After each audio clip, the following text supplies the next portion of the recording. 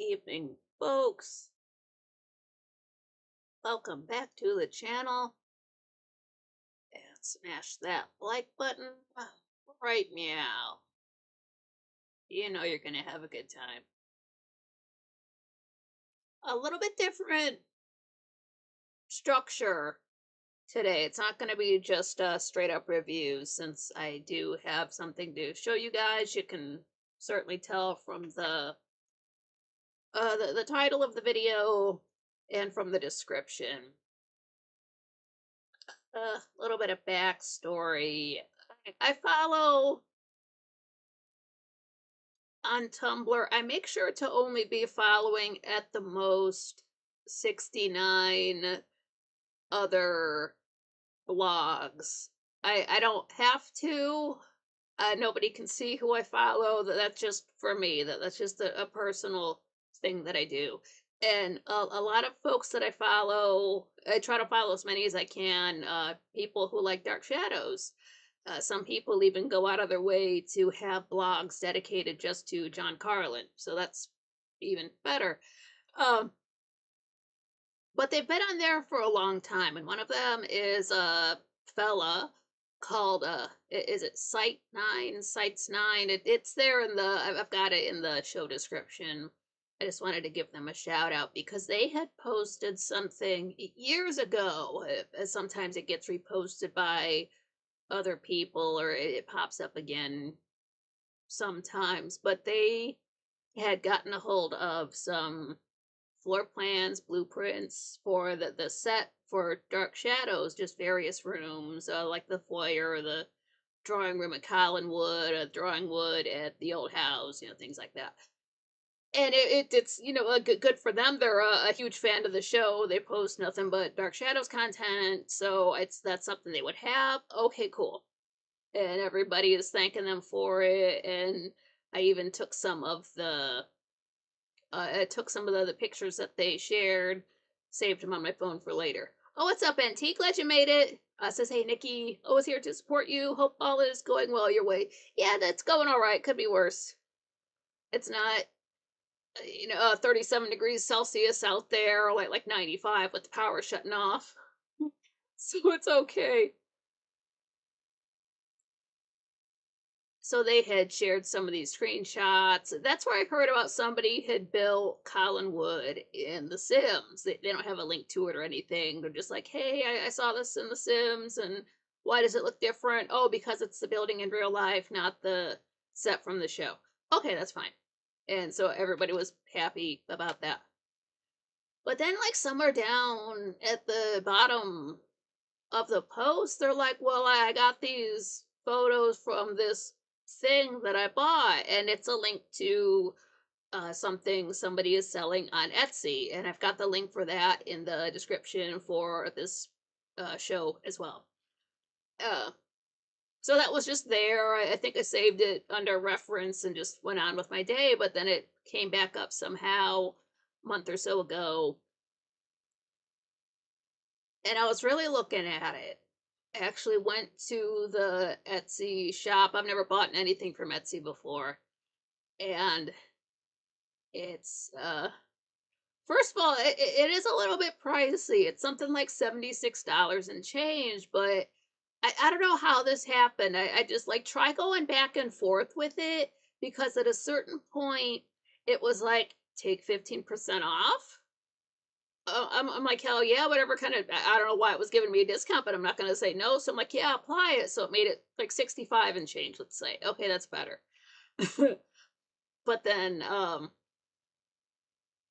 thought about it for a little while and then I'm like, why not? Because back in August of last year, I just tweeted out randomly, has anyone built Collinwood in Minecraft?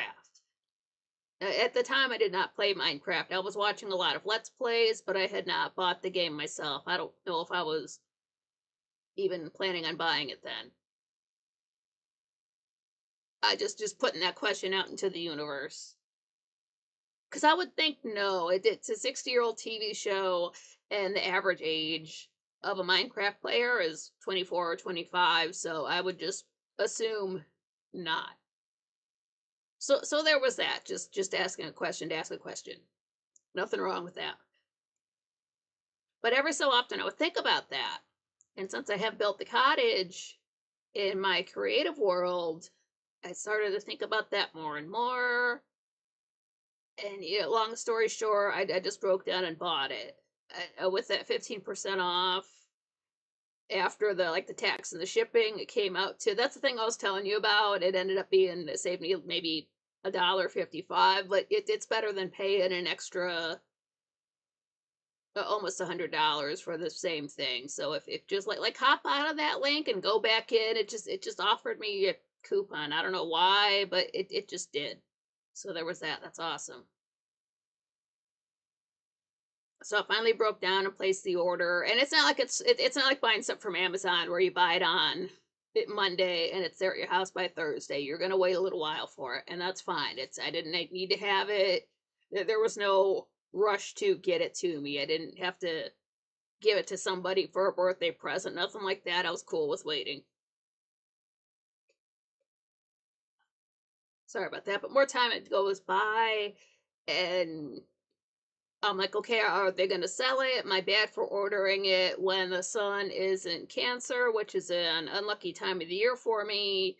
I totally forgot about the Mercury retrograde thing. Plus, it's so hard to get anything delivered. I've not gotten one package dropped off at my door since I've moved to this place. So if I order something, I've got to get up early, run to the front of the house, and grab it up off the porch. So it's I don't know who's gonna walk by and steal it. I don't know if people downstairs are gonna take it. I don't know. So I'm always like tense whenever I order anything. I hate it. So I'm like, okay, I want to make sure I get down there and get this thing when it shows up. I don't want it sitting out there. None of that. It just all that stuff. So it wasn't here last weekend. That's fine. I knew it had said it was going to show up between something like July 3rd and the 9th. Okay, fine, whatever. It was coming down from Florida. Again, no rush. Take your time, just as long as it gets here in one piece and it's not wrecked up. This thing is not cheap. So initially it said it was going to show up Tuesday. It shows up on Monday. So I get dressed, run outside, go to the front of the house, and I was expecting a book, something that was going to come in a big brown box. And so as I'm looking over at the porch, I don't see any boxes, but I got the email notification saying that they had dropped it off. I'm like, don't tell me they put it on the wrong fucking doorstep. This was $75 fucking dollars, and just all the bad stuff was going through my head. But I get up on the porch and there's this flat white envelope. It's big, but it's flat. Like, okay. And it's got my name on it. So I'm like, well, this is mine. I'll take it. Whatever. It's bright outside. I'm not gonna hang out there. So I go back inside, bring it to the room, open it up. And I guess I should have remembered what the dimensions of it were. It just in my mind, I was thinking more not like a hardcover book or anything like that, but just a thicker something that would come in a box, not a big envelope. I'll show you the back of it. It was a big sucker like that. It's flat. I haven't crossed out my name on the front, so I can't show you it from the side. But I open it up. Oh, the extra page. There was it's like the cover. They sent me an extra cover of it because it's sort of like a poster, and then one of the other things. I don't know why it's just like the first page. I don't know why it's like this is in the book also. I don't know why this extra page was loose, but I'm not complaining. And this is it. It's spiral bound. It's really thick paper. Oh, what's up, Brian? Glad you made it. It's this.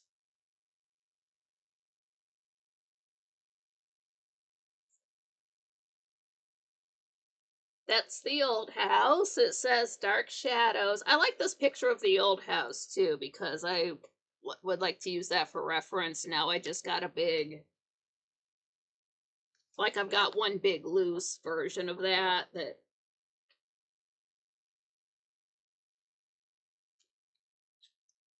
came like that. You can see this online if you don't want to see my shaky hands holding it up. But what it is, it's blueprints. This person had, like, back in the 70s, they were a hella Dark Shadows fan and they wanted to build models of the sets, but they were like, maybe I should go off of some blueprints because there was no internet to look it up on. So they just got kind of ballsy and just went down to the studio and they met with somebody who was nice enough to, take them on a guided tour. And somewhere at the end, they look over, they see this table of blueprints. Like, now's my chance. So they're like, hey, can I take pictures of these? They're like, you don't got to do that. Just take them to the copy machine. So they run over and made, I think it's like 41 copies of just blueprints that they used to build the sets for the show. And like they hung on to them, of course, and just through all the years they kept them with them, all the moves and getting married and stuff. And then finally one day she just sort of rediscovers them in a box, and she's like, hey, I should make these available to other people since I know there's a lot of fans out there.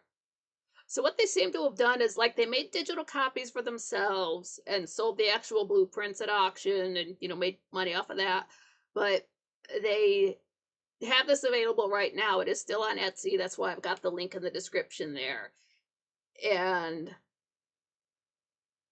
since I did want to build Collinwood in Minecraft, I figured this would be a lot easier to go off of blueprints. I mean, of course, I'm going to watch the show and look for details that way, but this way I've got solid references that I don't have to be like, look at the TV, look at the monitor, or, like the laptop, and back and forth like that. Because that's how I had to do it with the cottage, and it's a little bit rough on the eyes going back and forth like that, but this is just regular ass thick paper. It's thick too. It's uh half an inch, quarter of an inch. Again, it's a super thick paper.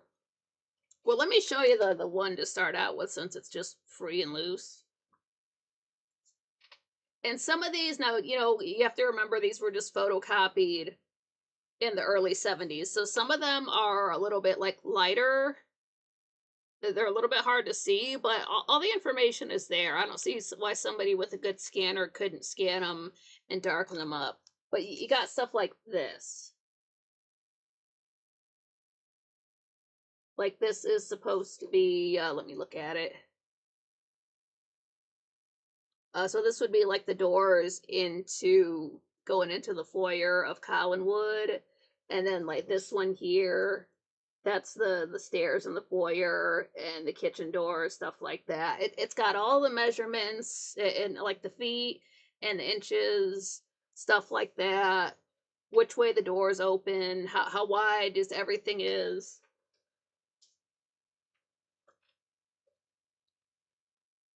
And it's got a lot of other stuff. I can't sit here and hold it up for you and show you every single last one, partly because some of these are pictures of sets that we haven't seen on the show yet, or for characters that aren't on the show yet. But it has like the coffin for Barnabas. Apparently, it was 6 foot 6 inches long with oiled dark oak. They've got dark oak in Minecraft. And again, these are going to be kind of light on the camera, but just kind of hold it up for you to see. I don't know if you can pause my screen to see it or anything like that, but so it's like Barnabas's coffin. It's got the living room with that door, that trap door in the back there that we didn't even know about. It's got is this, yeah, here's the foyer and the drawing room.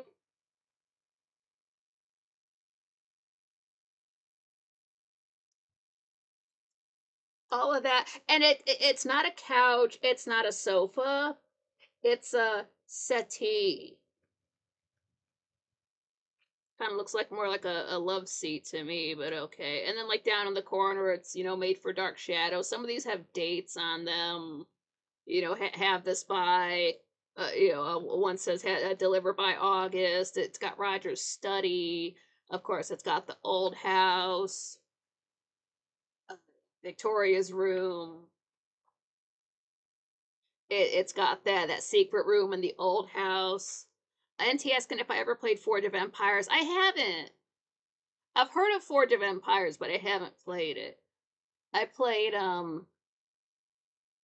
if it's a game where you have to use the keyboard to play, my only keyboard game is Minecraft, but before that, when I was playing a PlayStation, of course Final Fantasy 7, Chrono Cross, played the Street Fighters back in the day. They have Josette's room on here. It even has how tall the mantle is from the floor. So that's 4 feet tall, and it's got all these really specific diagrams. This is the mantle in. It says what stuff is built out of, like asbestos and foam and all this other stuff that. I'll just show you what I use a tablet to play. Oh, is it Oh, I'm trying to think of what kind of game it is. Like is it a side scroller? Is it a do you have to play it with friends? Like they've got David's room in here. They've got the mausoleum, including the stairs. Yeah, these are like the specifically the stone steps in the secret room of the mausoleum. And like the one, oh, I can't tell you about that. We haven't seen that yet. But yeah, it just shows you how ah this thing is big and heavy. Ugh.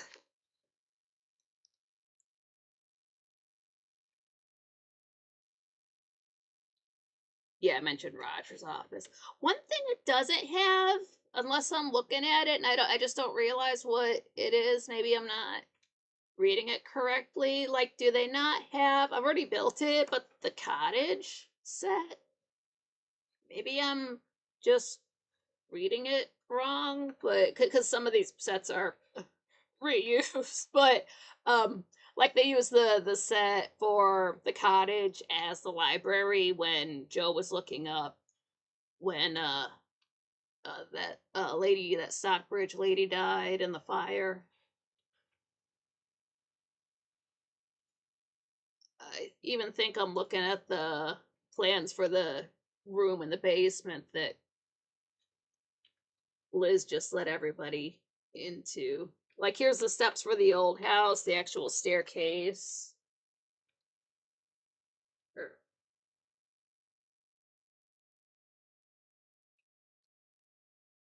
and it's not like some scrub just drew these. These are just the actual floor plans. I guess I just let them sit out back in the day, just chill out on a table. I mean, 1971. I don't know if the show was over by then or if it was getting close to the end or something like that. But the first thing I looked for, and I do have this saved on my phone because the person happened to share it, but they've got Willie's bedroom. And I think that's the first thing I'm going to try to build just to see. Like, I want to go off of these plans as best as I can understand them. And you have to understand that, you try to build something in Minecraft, it might not turn out exactly because a block in Minecraft is 1 meter. So that's just a little bit over 3 feet. So keep that in mind. So whenever you go to build something, it's not going to look exact if it's not built for Minecraft, but just as close as I can.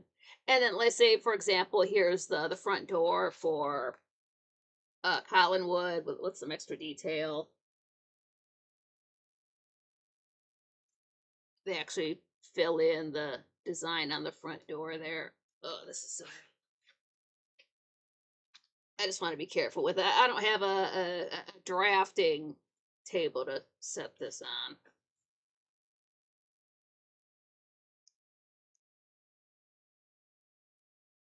Actually, my first RPG was something called Super Mario RPG, and I'm sure that was on like Nintendo 64, something like that. And then there was they've got the basement at Collinwood, plans for that. Some of these secret passageway corridors that we haven't seen yet. Yeah, this is Willie's room. It's this whole ass page and one teeny tiny drawing on it.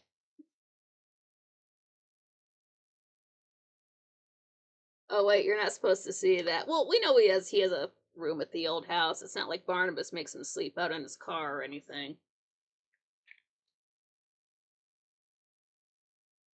But when you get it, there's this whole intro page talking about how these plans came into their possession. I don't think that's listed online. And then I don't know what happened on this last page. This is just how it looks. Something must have spilled on it, like back in the day, but it looks really rough. It looks like it went to hell and back. Somebody left it out on Widow's Hill. I mean, you can sort of read it, and it's got Maggie's bedroom, so I mean, you can sort of make out what it is. Just spend some time with it. But yeah, it's this really thick paper. It's got this black back to it. It's billed as something you can get as a gift for a Dark Shadows fan. And I would definitely say if you know somebody who's that hardcore of a fan that they want to know exactly, oh, okay, that chair's back there more. It's like that. Okay, that table's more. And it even has a drawing for the hutch and the kitchen set. It's got all of that too. So if you know somebody who's into architecture or is just a hella Dark Shadows fan, and they've got a birthday coming up or Christmas or something like that, order it a little bit ahead of time because I get the impression that, maybe this person doesn't just have this these sitting around in their house. I would imagine they have their digital copies, and whenever somebody orders one, they go to their local print shop and just have the copies made on just really good paper and have it bound with the cover in the back. So all of that costs money. So again, you're not going to order it on Monday and have it by the weekend. Give them time to put it together. So if you're ordering it for Christmas, maybe get it at the beginning of December so I've got time to get it to you. But again, I'm not complaining about the time. I'm just pointing it out because again, it's not like ordering from a regular store. This was just something a fan of the show decided they wanted to make available to other fans. And, I'm sure they've got a life and things to do and maybe a full time job that isn't selling these. So, give them time to put it together. But I think it was worth the wait, it was worth the cost to get all these little details about stuff about it. And it's gonna help me when I finally get to place all of the. Because I feel like what I might end up doing, I don't know, but it seems like a lot of work. But I would like to build all of these individually just to see how they look. And then maybe go so far as to build the whole thing in survival Minecraft, just because it would be, depending on the material, it would be worth the extra step to have to go and find all of that stuff myself rather than creative mode where you just get everything. So I think that's why I'm collecting so much granite, which is sort of a pinkish color.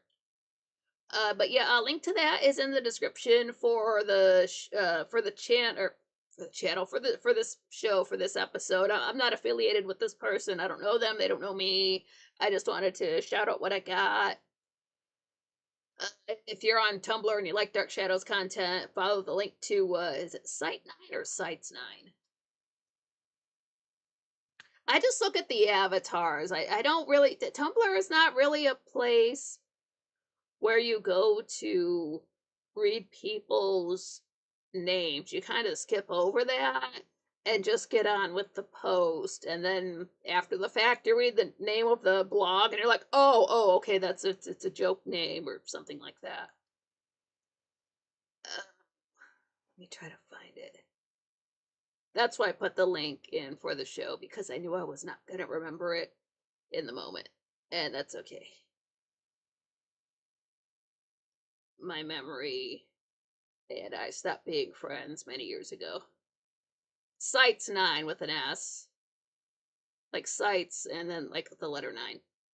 Brian, LOL, guess he gets the little room. Yeah, Willie gets the teeniest, tiniest room. Like there's a window, there's a bed, there's a fireplace. I shouldn't be telling you this stuff. A dresser, a desk, floor.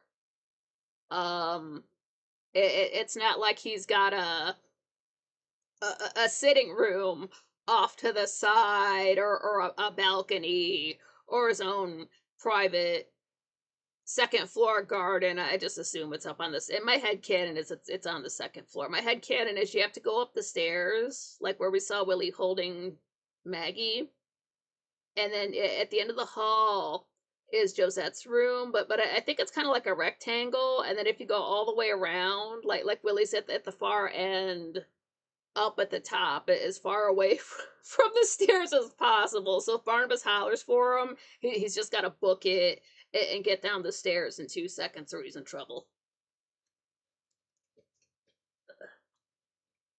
Yeah, this thing is long too. Like it's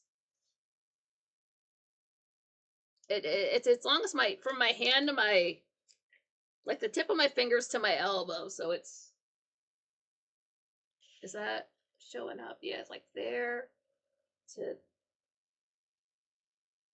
there. I don't know. I can't see myself. It's got the dimensions online.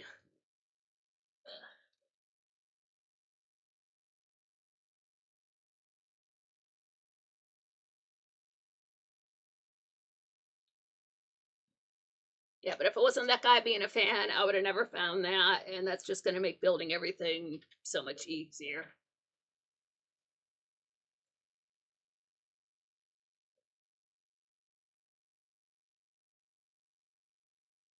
Don't know when I'm going to do that, but I can certainly get started on it now that I've got that. All right, let's do some reviewing. Brian, wow, that's exact. Yeah, it's a big sucker. It's a however many inches that is. And I was expecting a box. I'm like, well, what the hell is this flat thing? I just woken up too, so I was not putting it together. I'm like, what? How did they send me? It's, and again, I'd never bought anything on Etsy before, so I don't know what the. I realize it just seems to be people selling stuff. Uh, I didn't look around there either. I just got that and left. Uh, so I'm like, okay, this is a person that sent it. I don't want to think that they're shady or anything, but what the hell? But no, it's totally it's better than I thought, because they just sort of skim over exactly what it is. Like, yes, it's blueprints from the show. Um, I don't know, it's one thing to see it online, and then it's another thing to hold it in your hand and turn the pages and feel how thick that paper is. Like it's not cardstock, I don't think, but it's a very thick. It's not printed on copy paper. And then other than that last one looking like somebody spilled their coffee on it, they're all fine. Like at the most, it's maybe one or two that are rather faded.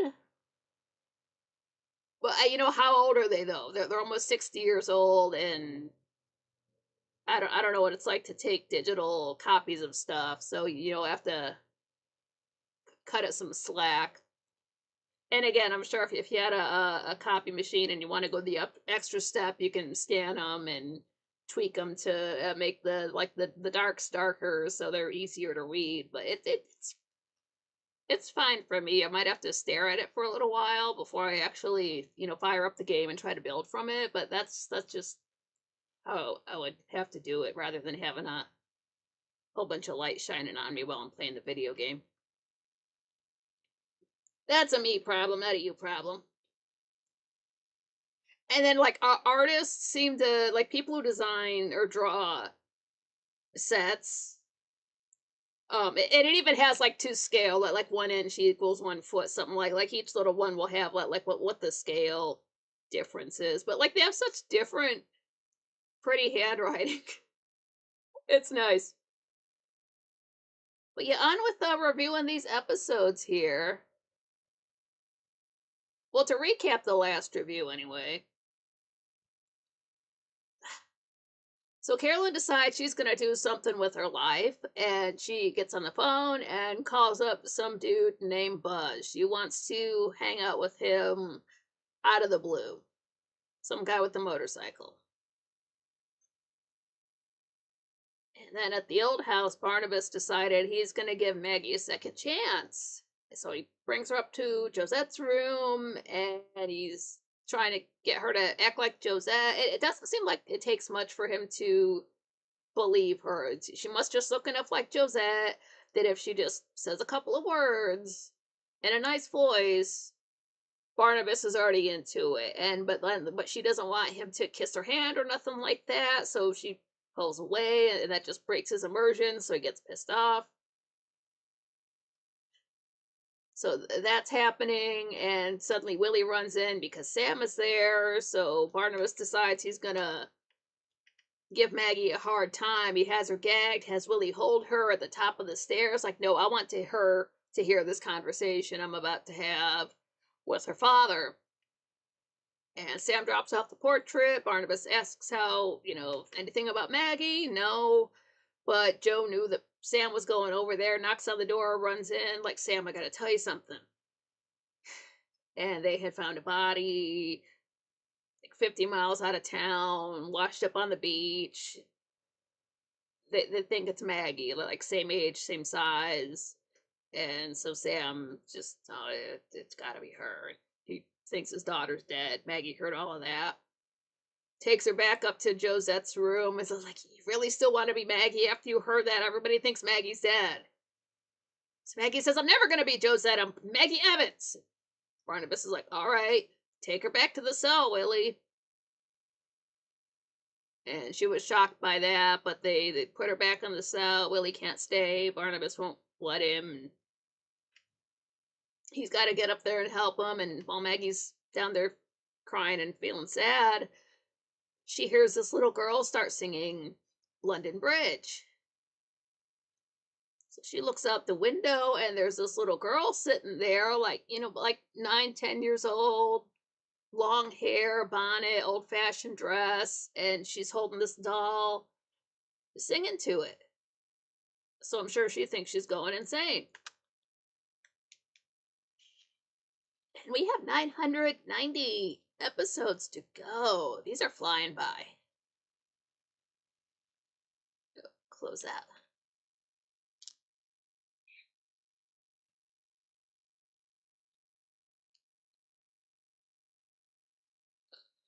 What are we on? 256. Here we go. Yeah, episode 256. This aired on June 19th, 1967. It is. We ended up with at the nighttime last time. Now it's the next day. It's day 79. And we're in this. I mean, Maggie wouldn't know. She's stuck down in that cell, but she's lying there on the cot, just bored as hell, staring at the ceiling. There's nothing to do down there. They don't even give her a book to read. Brian, LOL, Goodwin, Nikki, yeah, awesome, thanks. But Maggie hears this girl singing London Bridge again, so she stands up, looks outside that window, and the girl she's got her back to Maggie, and she's got a ball. She just keeps tossing up and catching while she's singing London Bridge. How did she get in there? As far as we know, there's just the one set of steps down to that little area. And we just saw in the last episode, Willie took her down there. And then, like, a couple of seconds later, this little girl is there. So, like, how did Willie Not see her? How did she even get in there? We've never seen this girl before. I mean, we saw her yesterday, but that's it. So as this girl singing, Maggie's trying to get her attention. She's like, "Little girl, are you really there?" Girl's just tossing the ball up, singing her song. Maggie says, "Answer me, so I know you're really there. What are you doing here? How did you get in? Please stop singing. If they hear you, they'll come and get you. I don't know who you are, but I need your help. Please help me. You've got to get out of here before they catch you. They could go home and tell your mom and dad you saw Maggie Evans." So suddenly the girl just stops singing and she just walks away. She doesn't look at Maggie or nothing. She just walks away. So Maggie is trying to, find her. She just keeps looking for her. And Willie comes downstairs and he looks at Maggie. Says, "You all right?" And like Willie's right here in front of her, but Maggie's still looking off where the little girl wandered off for, just still trying to see through the window, trying to find her. But she just nods at Willie, just backs up away from the door, sits down on that little cot back there. It's just a thin mattress. There's like a blanket for it. It's not like there's a fitted sheet or anything for it. It must be so cold down there. But she just sits down, doesn't want to mention she's probably going crazy. But Willie's got a bowl full of food for her. Says, "I brought your food." He sets it down there on that crate there that's at the at the head of the bed next to the music box. But when he gets close to her, Maggie pulls her feet up on the mattress. Willie says, "Don't be afraid. You know I won't hurt you. Thought I heard you talking to someone down here." Maggie, who would I be talking to? There's no one here to hear me. She gets up and she looks out that window again. She says, "If there were someone here, you would have seen them coming down the stairs. There's no other way out, is there?" Willie says, "No, that's the only way." Maggie, "Well then, there couldn't be anyone here." Willie picks up the music box, says, "Hey, you're supposed to be playing this. This music's supposed to keep going." Opens it up so it starts to play. Maggie says, "I don't want to hear it." So Willie closes it back up. Maggie says, "Willie, please help me out of here." Willie, you know better than that. Maggie, "You can escape with me." Willie, "Shh. You know I can't escape. Don't you think I wanted to, tried to?" Got this music playing again that I always point out. Says, "I go out of this house almost every day. I drive into town. Don't you think that while I'm there, I get the impulse to step on the gas and never stop driving till I'm 1,000 miles away? I even tried a few times. But he's got this power. My will isn't my own. I keep seeing him, hearing him. He's done something to my mind." Maggie, "Willie, when he's in his coffin, you could do it then." Willie, "That's when I always tried. That's when he seems to have the most power. My will isn't my own. I'm doomed. Maybe there's still a chance for you." Maggie, "There's no one to help me. Not even you." Willie, "You know I can't." Maggie, "You don't want to. You don't. You want me to die." Willie, "You know I don't." Maggie, "Yes, you do. You're as bad as he is. You're trying to help him to kill me." Willie says, "You better take it easy. Come on now, there's your food." Maggie, I don't want it. Willie, well, you gotta eat. Maggie, what for? I'm going to die anyway. Willie, try to do what he wants. Just try. It's the only way. Maggie sits back down. She's just leaning her head up against the wall there. She's like, why did this happen to me? Why? So Willie leaves her alone. He unlocks the door, goes through, locks it back up, walks away. And then now Maggie's sitting down. She doesn't see this. We do, but the camera pulls back when it's outside the cell. And there's that little girl again tossing her ball up in the air. She's not saying, but she's there again. Like, again, Willie was just there. How did he not see this girl?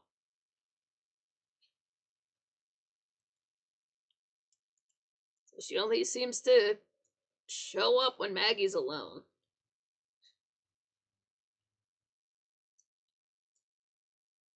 So then it seems to be more in the afternoon. It's we're in the living room. It's Victoria and David, and they're doing their lessons apparently. They're not Willie, but Vicky asks, David, what's Australia best known for? David, kangaroos.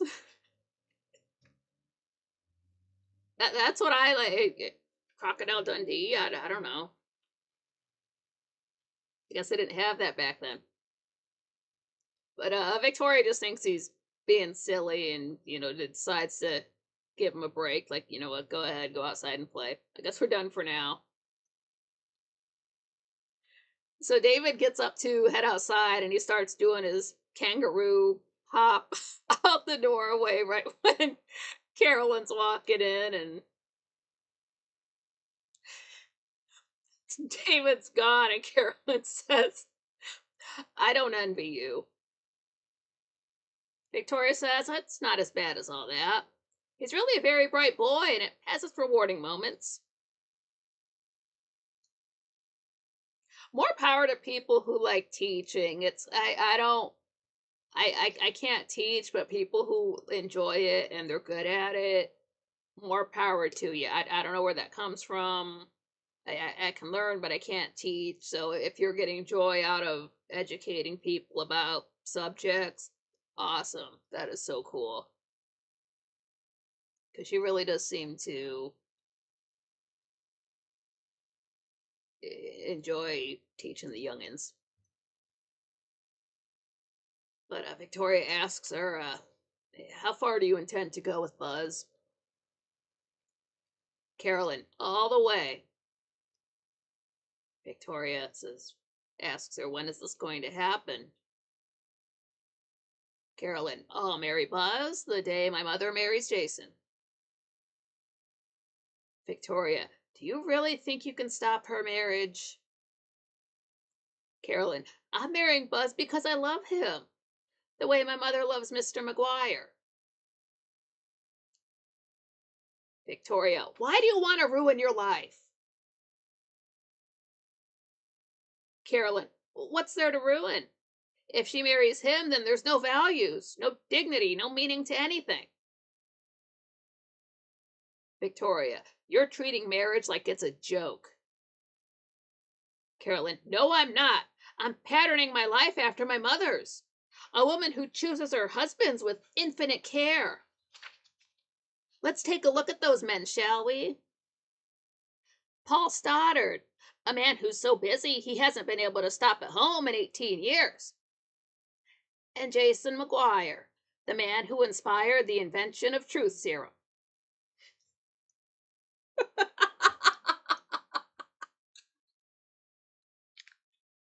Great line.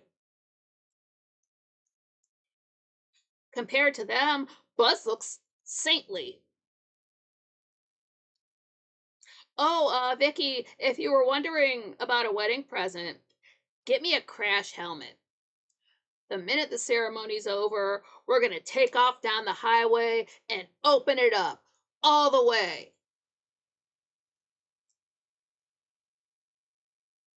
For someone who's so excited to get married, she seems awfully mad.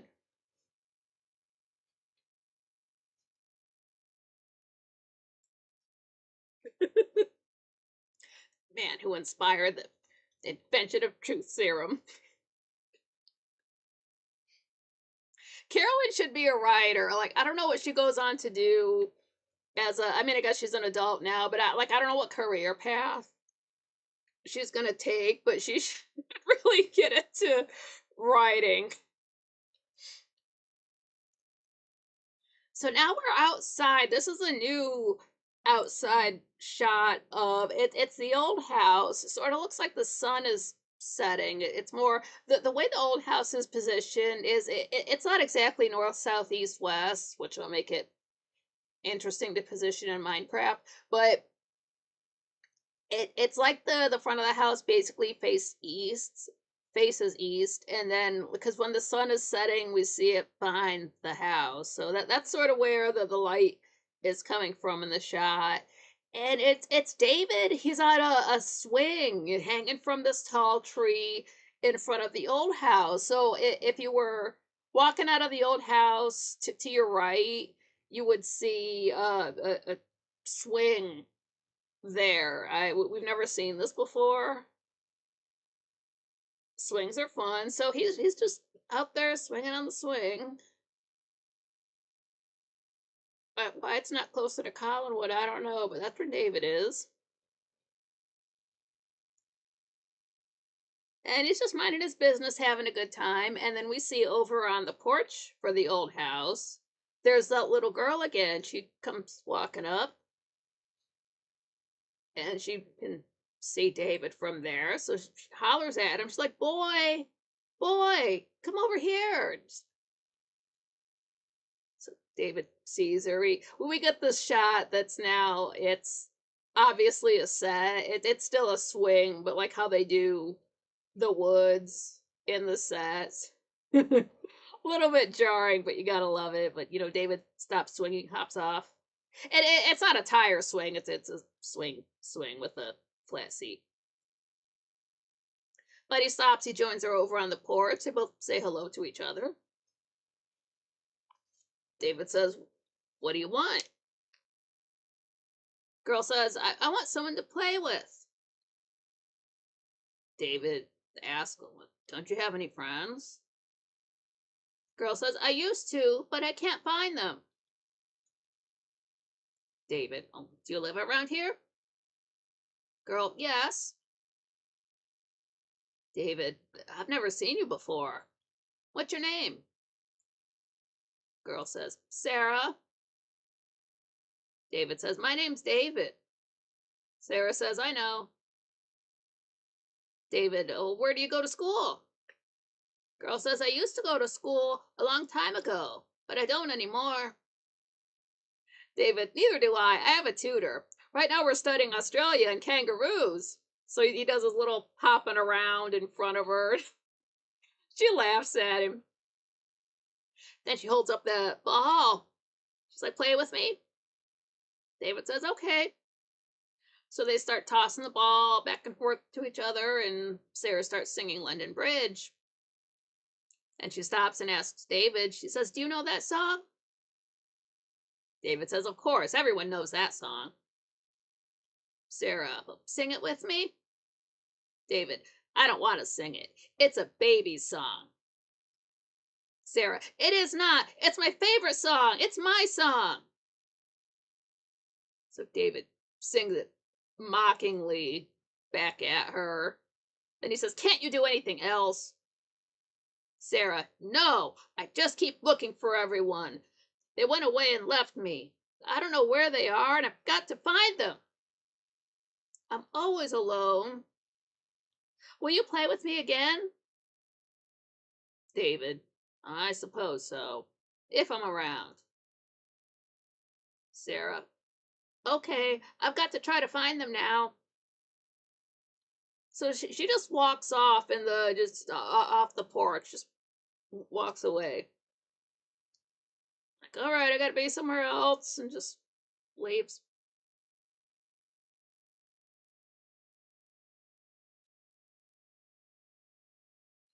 As soon as she's gone, Willie comes out the front door and sees David standing there.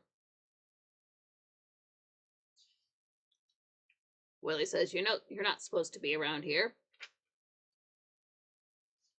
David says, well, I was playing on the swing.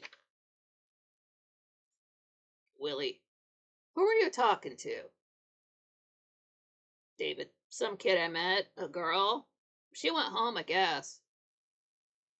Willie, you shouldn't be bringing kids around here. Your cousin doesn't like it. He wants this place to be like private property.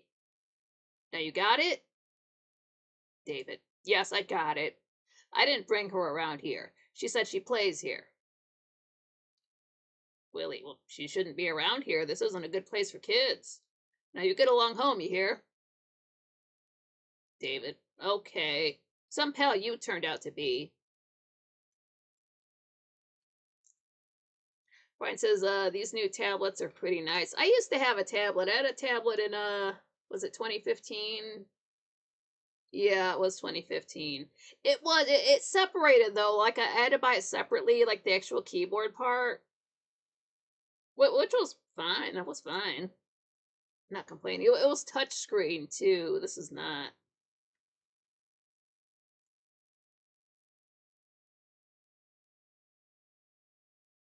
So we're back in Collinwood in the foyer. David walks in, and as soon as he gets inside, we hear a motorcycle pulling up.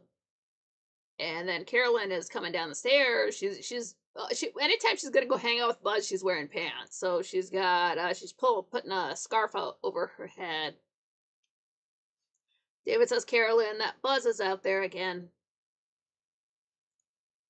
So Carolyn, oh, thank you. I heard him coming. David, everyone did. Boy, is that a cool bike. Are you going out on it again?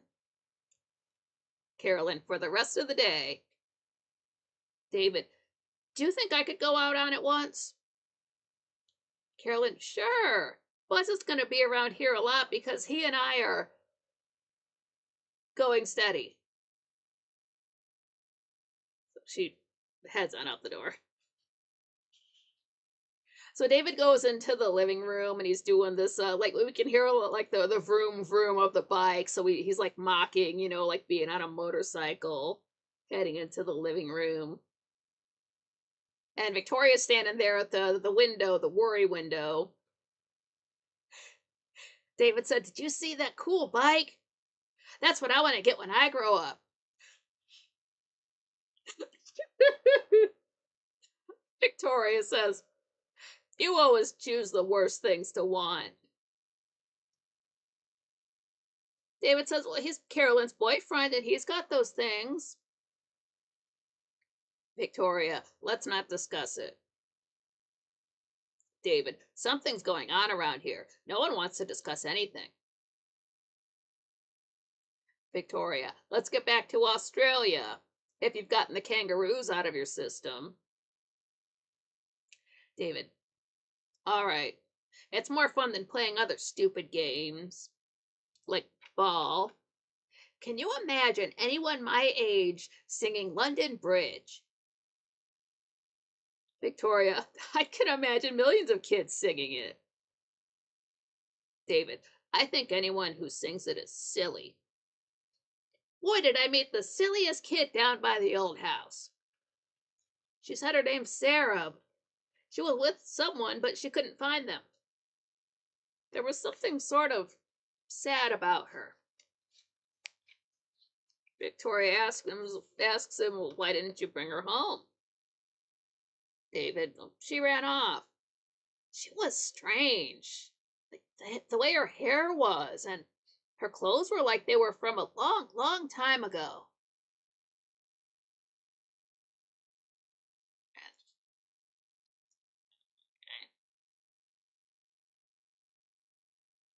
Victoria just thinks it's weird. Like, we've never heard about other little kids hanging out around here, so it's okay. Some random girl with hair was at the old house. Okay.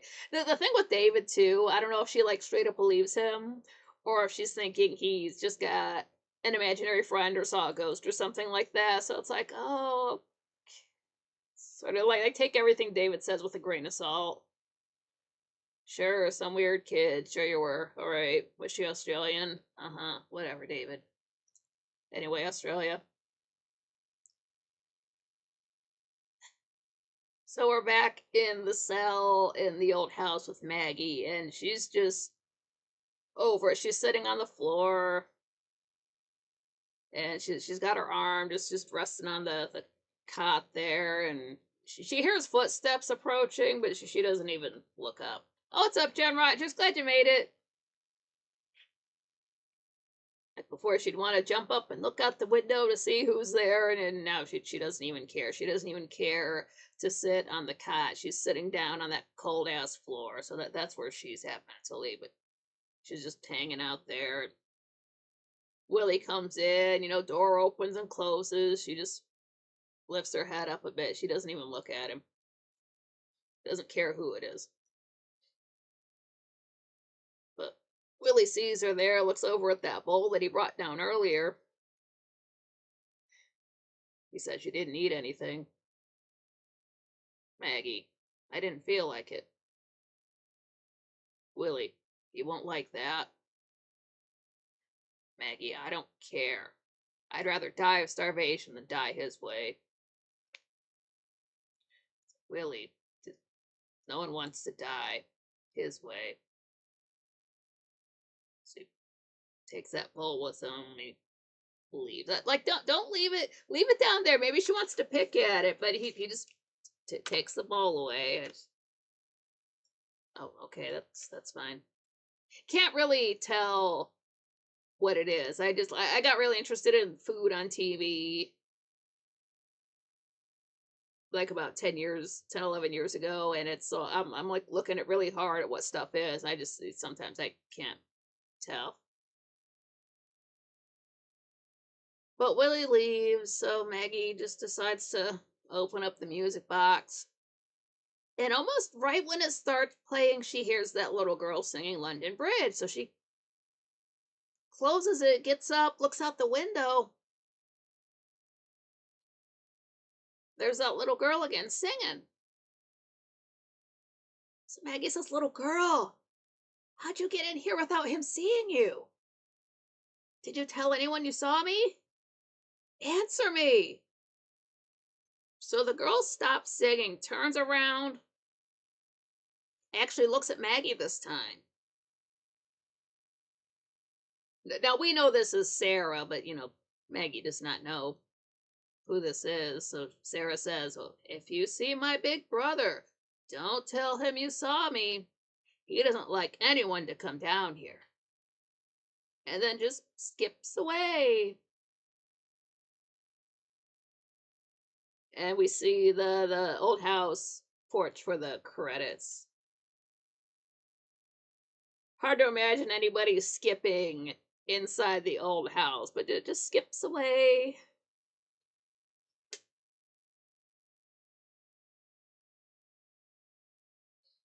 Okay, who's her big brother? I don't know. It's Willie doesn't mention any family. Could it be Barnabas? I mean, it's his house, and this little girl just shows up in it.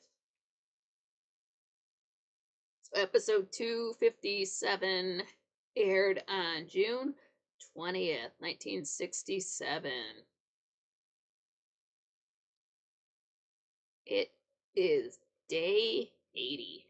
And team, my tablet is over 10 years old. I'm not new on anything. Haha. Yeah, it's a. Mine just stopped working on me and then I couldn't find it. I wish I could. I had some video of my friend who passed on it, so I try not to think about it. It just fell into a mini black hole and I can't find it now. I took that with me to the Netherlands too. Dude, I'm pissed. Anyway. It's daytime. We're at Collinwood at the front door on the outside there. Motorcycle pulls up, Buzz walks up, knocks on the door. Liz opens it, sees who it is. "Oh, what do you want?" "Is Carolyn expecting you?" Buzz, "She's always expecting me." Liz, "Well, I'll tell her you're here," and she starts closing the door. Buzz says, "Hey, can't I come inside?"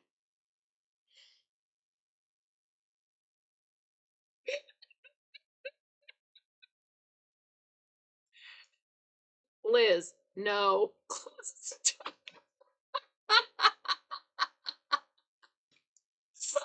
Such a short exchange. Can I come in? No. Close.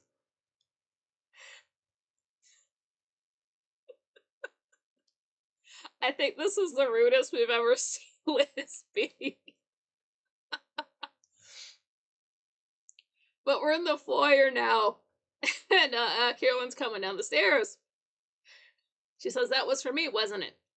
Where is he? Just looking around. Now Liz is wearing it's the like sort of medium gray, a long sleeve dress, pearls. She's got this, I think this is what it is, like that swirly fire brooch that looks like flames are curling up around something. That brooch, we haven't seen it in a while. I think that's what it is. But Carolyn asks, where is he? Liz, waiting outside. Carolyn, did you tell him he couldn't come in? Liz, I don't intend to talk about your friend with you. Carolyn, he's not my friend. He's my fiance. And you'll have to talk about him because he's going to be your son-in-law. So now we're back outside. Buzz is just chilling. He's smoking a cigar, not like a thick cigar, like a thinner. Are they cigarillos like that size? Like not with a tip on it, but just roughly that size of a thing he's smoking. It's not a cigarette. Jesus, you smoke too? But Carolyn opens up the door. She says, what are you doing out here? Buzz, couldn't get past the doorman. Had the door slammed in my face. I don't like that at all. So Carolyn, well, come on in.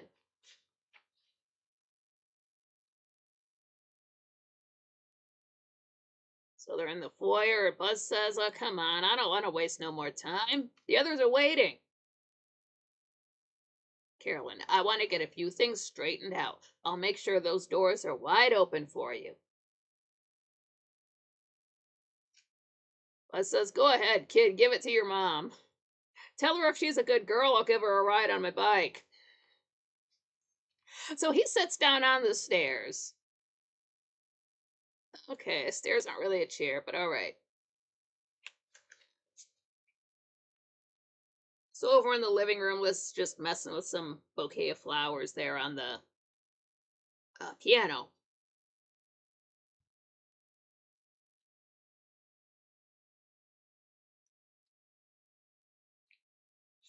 Carolyn says, Mother, I don't want you to close the door in the face of a friend of mine. Liz says, if your friend continues to come here, I may not open the door at all.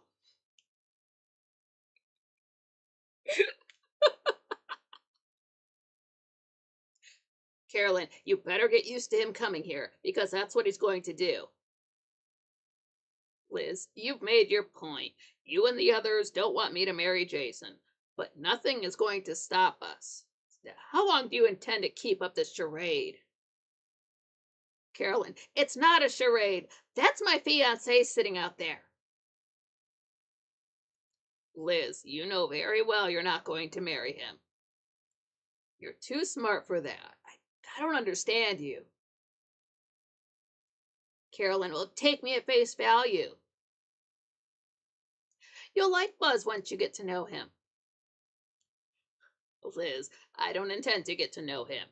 And I'll try to have your marriage annulled if you go through with it. Can't I put some sense into your head? Carolyn, I doubt that, because nothing makes very much sense anymore. You've collapsed my whole world for me. Don't tell me what a wonderful stepfather Jason's going to be. I can tell you what a wonderful husband Buzz will make. We've already agreed we're definitely not having kids.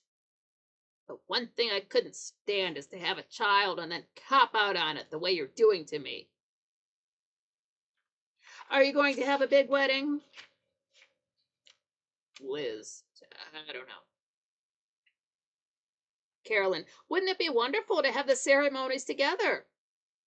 I can just see the four of us standing right there. How do you like that? Liz, if I don't marry Jason, will you put an end to this idiocy? Carolyn, I don't know. Try me.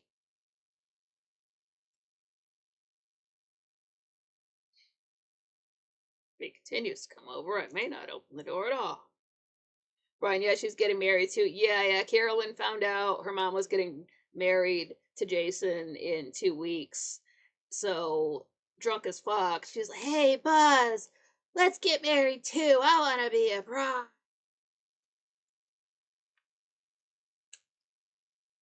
LOL, woman drama, yeah. NT olden times. Who gets married these days? And nobody's having a good time with it. And not Liz, not Carolyn, certainly not Maggie. Like, dude, it's like they're trying to make marriage sound like a bad thing.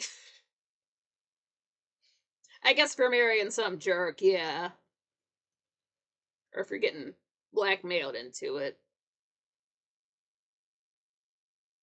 So we're back in the foyer, and Jason is coming down the stairs, but he's got to stop because Buzz, like at first he was just sitting on the stairs, I don't know, normal style, but now he's got his body turned in such a way that he's got his foot up against the banister so nobody can get past.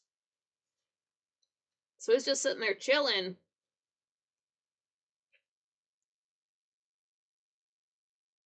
So Jason says, pardon me, you look very comfortable. Buzz, I am. Jason, I'd hate to disturb you. Buzz, then don't. Jason, what? I don't intend to step over you. Buzz, you wouldn't step on me, now would you? So Jason lifts up his foot a little bit, sort of like, like here's Buzz's leg. So here's Jason with his foot lifted up a little bit like that, just over it.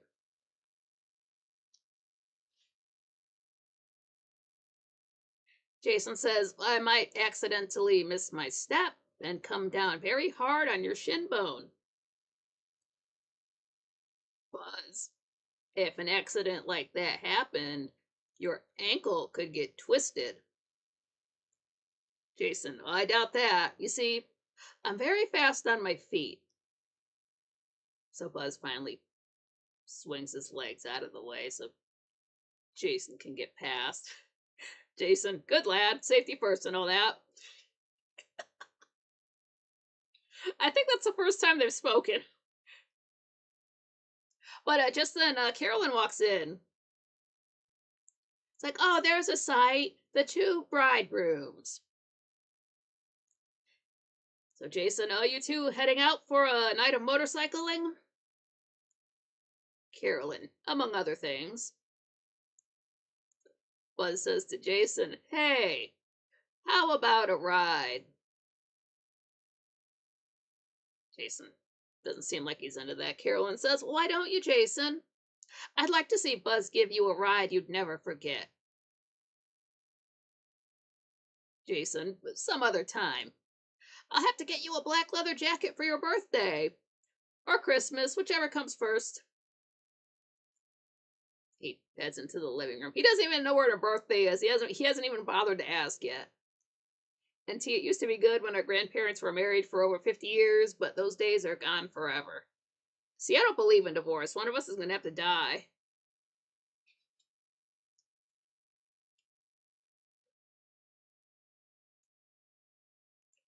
Oh no, I'm not signing any more papers or talking to a lawyer. Not me. I could be playing Minecraft.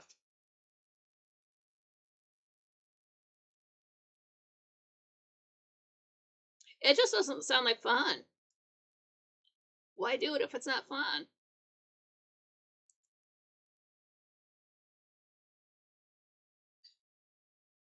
Safety first and all that.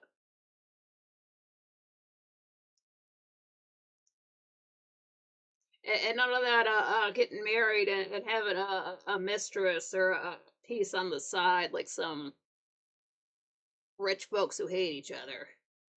Nope, none of that. Then there will be a funeral. I'm old fashioned.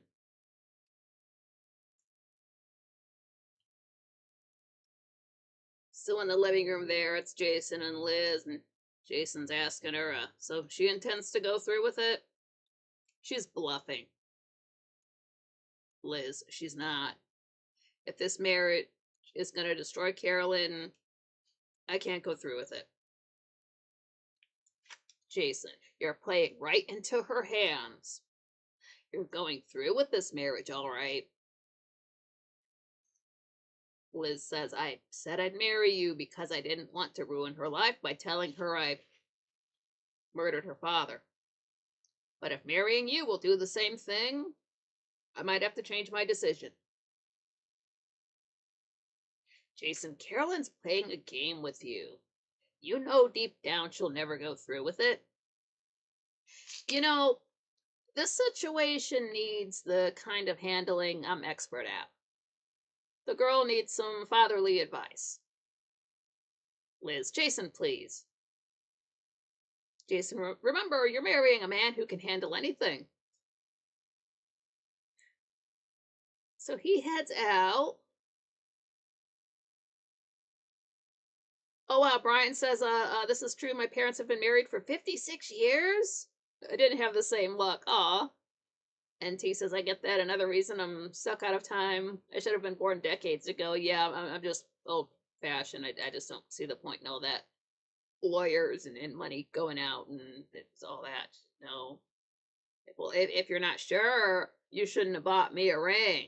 You did not think ahead. I'm not much for planning ahead, but that's one thing you gotta plan ahead about. Nobody leaves me. No.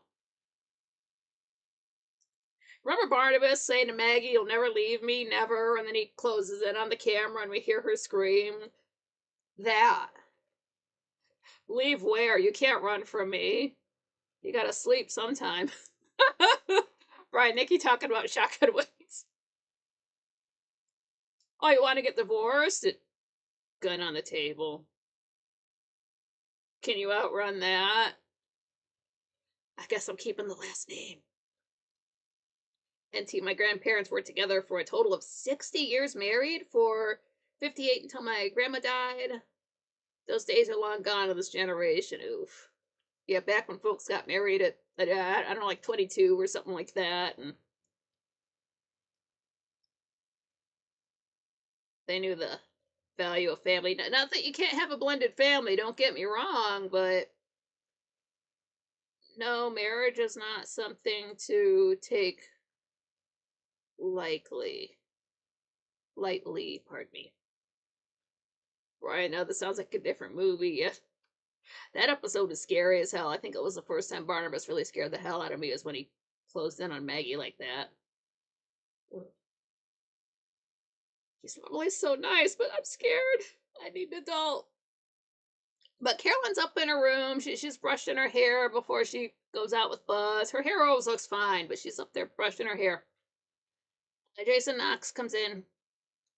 He says, I was hoping I could have a minute.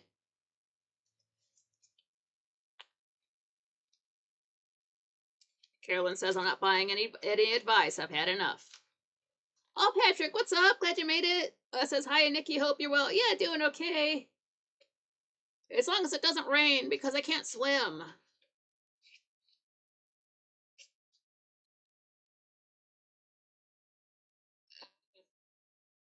That's what I wonder about Patrick. Does Barnabas sound like he has an English accent to you, or does it sound too much like somebody who is not English doing an English accent? Or is it like a soft English accent? I don't know. I'm not from the UK. Yeah, but Carolyn says she doesn't want any advice. I'm surprised she let him in her room, but she says she doesn't want to hear it. She's had enough. Jason says, but not the kind I offer. The fatherly kind. She says, how dare you use that term with me? You know I'll never accept you as that. Jason, my, that temper. You sure are Paul Stoddard's daughter, all right. That's the same kind of headstrong thing that made him run away 18 years ago. It's making you do the same thing. Paul Stoddard's thick-headedness caused Liz 18 years of suffering, humiliation, and doubts about herself as a woman. Sad that her daughter would want to add to it. It makes me feel sick. Carolyn, I'm glad something makes you sick. Jason, why do you resent me so? Carolyn, that's too mild a word to describe the way I feel about you. Jason, we have one thing in common. We're both concerned about Liz's welfare. Carolyn, I'm concerned about her welfare, and I'm pretty sure I know what you're concerned about. Jason, you're prejudging me. I'm really a nice guy.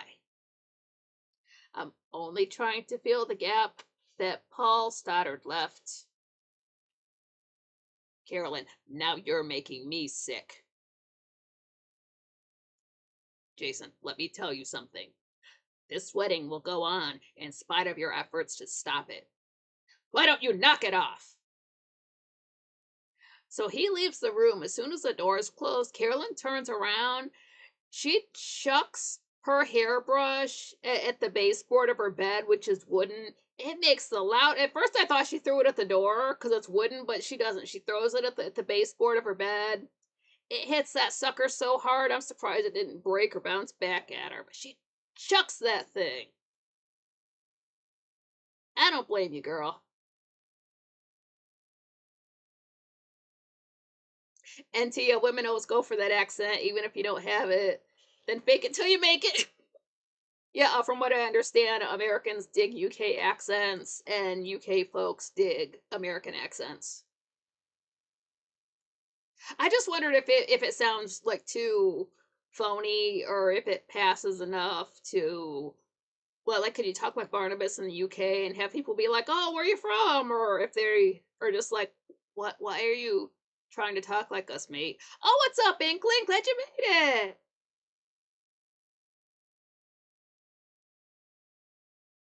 I've been thinking about you. That friggin' job needs to get their shit together with the hours. It's like, hey, I need to be somewhere between 7 and 9 p.m. American time. You guys need to get with it. Patrick, I was watching the World Cup. England managed to win, thank God. Oh, good for them.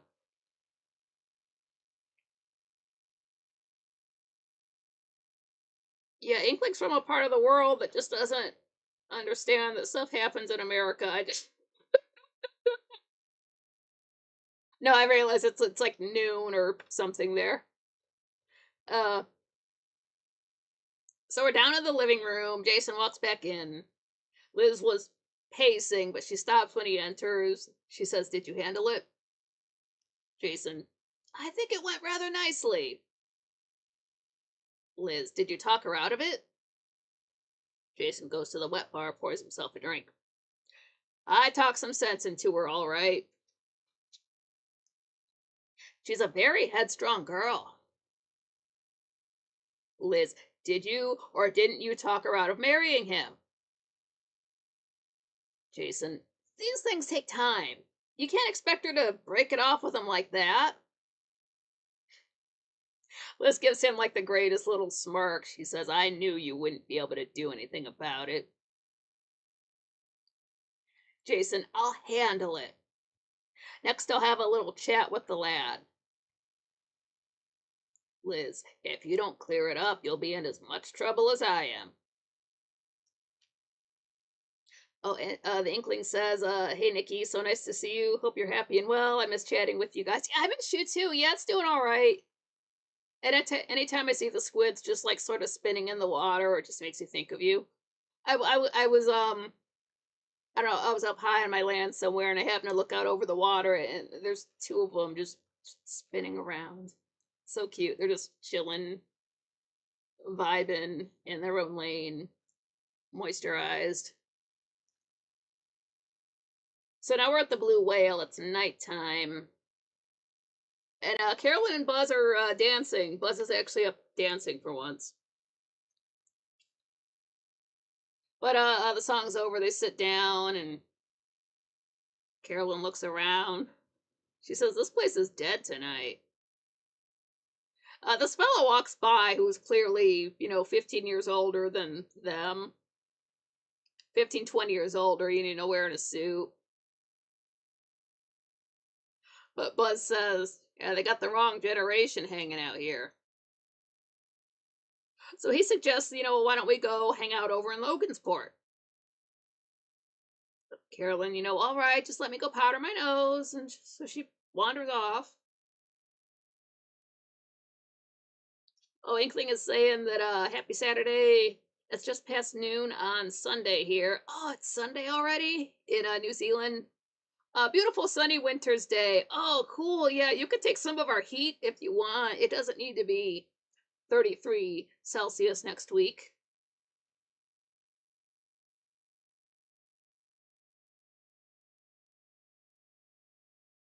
Oh, dude, was it last week? It was fucking roasted. It was dangerous hot, like everywhere. Like, logo, sorry, not sponsored. Like 37 Celsius.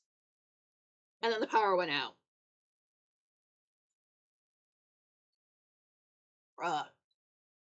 NT, I have a theory that all women are demons. No offense, Nikki, but let's be honest here, folks. We all know what's going on in the world. I mean, so there's bad guys too, like guys as in males. It's the problem is that everybody sort of seems to have this default setting thought that women are supposed to be like nurturing and helping other women and like that. And a lot of them are not. Some of them are worse than men. Some of them are the opposite of nurturing and motherly and caring. And I don't know, is it just because they have boobs that people think that they're motherly? Like they're not.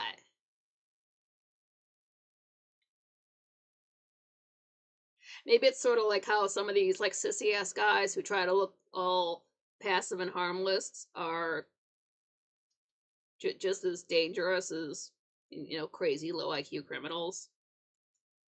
But yeah, there are bad women out there. It's I don't know why it's like in this day and age, well, we don't realize that women can be just as bad as men, but they still get a pass. A woman couldn't do that. I mean, like there's female pimps.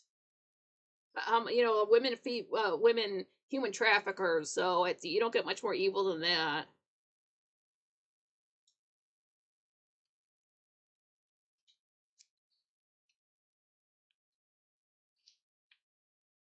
And see, it was just funny as all, but it did not land. No, that's okay. I get what you mean, though. I get what you mean. It's just like, oh, it's a woman couldn't do that. Yes, she could. Her and her best girlfriend did that. So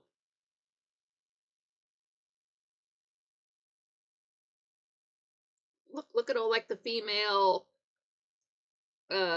stage moms out there shoving their kids out for the pedos to watch. So it's women can be just as bad as men. There's bad women, there's bad men, there's good women, there's good men. Brian says, indeed, Nikki, in 2026, women are just as wicked as men. Patrick says, 1:23 a.m. there, still 85 degrees, got a heat rash, too annoying. Oh, 85 is too hot at night. That's a daytime temperature. What the hell? Like it was like 28 degrees Celsius at night last week. That's a daytime temperature. That's like the high. That's like roughly 85. It's too much. Inkling. It's just a quick check in here for me today. I'm heading out for a walk in the sunshine. Need to make the most of it and soak up some vitamin D.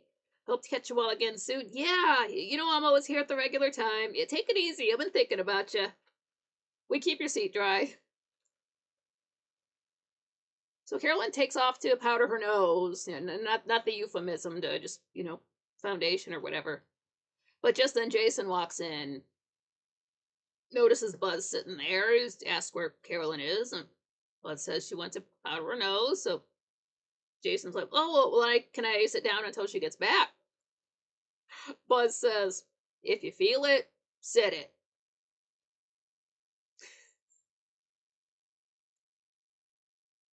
So Jason sits down. He's some. How long have you known her? Have you known Carolyn very long? Buzz, on and off for a couple years. Jason, have you been out with her much? Buzz, no, she never went out with me before. I guess she figured I wasn't her type. Jason, doesn't it strike you as odd she suddenly started going out with you? Buzz, nope. I figured she always dug me a little. Jason, I'm planning on marrying her mother, and she doesn't like it one bit. She'd like to stop her mother from marrying me, and she's using you to piss off her mom. In so many words. Buzz, could be. She told me all about that stuff. She doesn't dig you at all. Jason says, "You don't mind being used like that?" Buzz, if that's what's happening, man, I'm having it pretty good. Jason, I hate to see a guy used like that. And I hate to see her making things rough on her mother. Don't take all of that marriage talk seriously. Once she's made her point to her mother, she'll drop you. Buzz, well, what do you want from me? Jason, go out with her a few more times and then cut it off. Buzz, are you asking me to give up something I like? Jason, it would be very much appreciated. Buzz, oh yeah? How much will it be appreciated? Jason, that's a pretty nice bike you got out there. If you could spend more time with your other friends and forget about Carolyn, you can very easily afford a new one. What do you say? Buzz, I say no. I like the bike I got and the chick I got. That's when Carolyn comes back, and she's happy until she sees Jason. So Buzz says, "Guess what?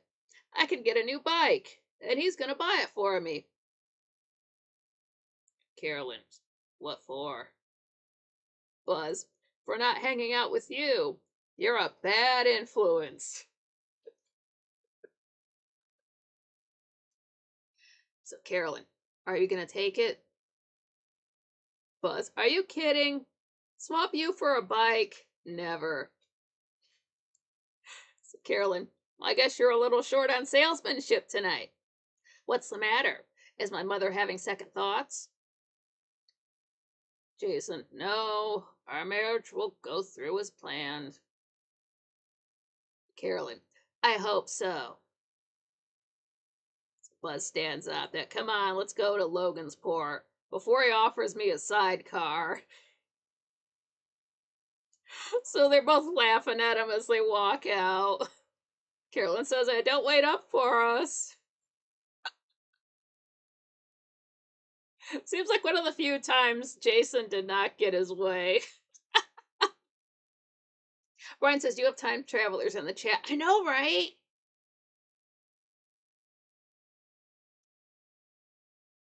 Oh, Inkling saying she hopes it's a lovely summer where Brian is, and he says he's in Ohio. It's been wet, but pretty good so far. Pretty usual summer weather, I guess. All right, episode 258 aired on June 21st, 1967. It's still day 80. It's nighttime. It's like this is happening the same night, just a different place. But we're in the cell with Maggie, and she's looking out the window there, calling for that little girl. She's like, "Where is she? Come back." There's no hope. I'm dead. So she turns around, and there's Sarah singing inside the cell, tossing that ball up. Maggie says, "How did you get in here?" She pulls on the door. It's clearly locked. She says, "Please, I'm asking you." Sarah says, "I came to visit you again." Maggie says, "Thank you. So happy you came." Sarah, "I heard you crying. It sounded so sad. That's why I came to see you again." "Why were you crying?" "I remember a long time ago there was a lot of crying. My mom and dad were crying. Even my brother was crying. But he wouldn't let anyone see him." Maggie says, "I'm going to stop crying. Promise." Sarah, "But why were you crying?" Maggie, "Well, because it's so dark in here. I was frightened and lonely. But I'm not going to be lonely anymore now. Now that you're here with me, tell me, did anyone see you come in here?" Sarah, "No, no one ever sees me." Maggie's, but this door, it's locked." Sarah, "I guess so." Maggie, "How did you get in here?" Sarah, "Oh, I have a way." Points. She says, "What's that?" Maggie picks it up. "Oh, this is a music box." Sarah asks to hear it. Maggie's like, "Sure," opens it up, starts playing. Sarah says, "Oh, I like that." Maggie, "Would you like to have it?"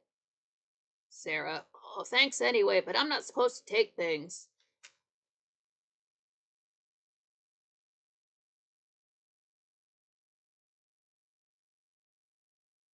Maggie says, "Please show me how you got in." Sarah, "I like that music, don't you?" Maggie slams the lid shut. She says, "No, I hate that music." Sarah, "Can I hear it again sometime?" Maggie's, "Sure, anytime you'd like." Sarah looks around the room. She happens to be, I don't know, she's looking up at that wall that that cot is up against, sort of looking up that away.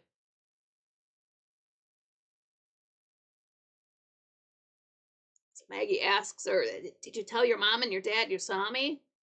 Did you tell anyone about me?" Sarah, "I couldn't find anyone. I couldn't find anyone I know. I just keep looking.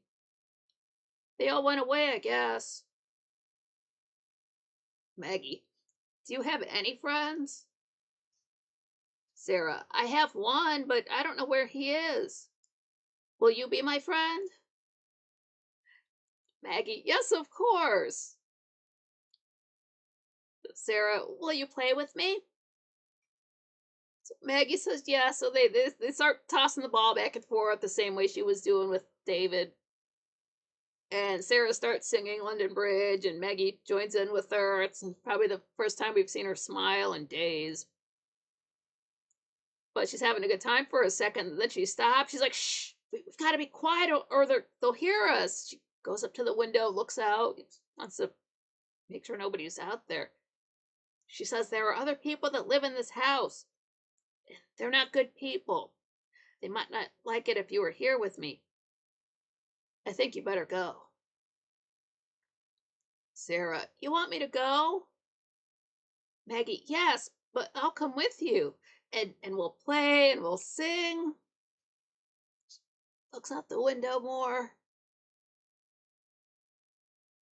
It doesn't say, it's like if you're coming down the stairs, you wouldn't be able to see in that room, and anybody in that room wouldn't be able to see out. So you really got to like look really hard to the side if you want to see anybody coming.